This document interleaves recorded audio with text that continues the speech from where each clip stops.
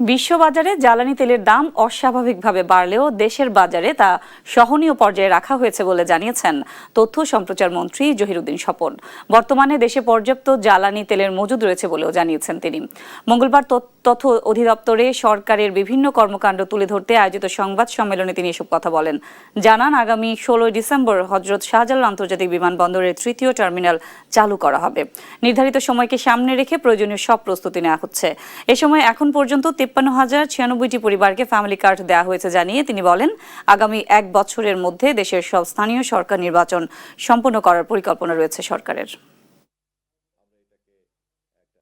সংকটের পরিপ্রেক্ষিতে সরকারের কার্যকর ও সমন্বিত উদ্যোগের মাধ্যমে দেশে জ্বালানি সংকট সফলভাবে উত্তরণ করা এবং ভোক্তা পর্যায়ে জ্বালানি তেলের নিরবিচ্ছিন্ন সরবরাহ নিশ্চিত করা সম্ভব হয়েছে।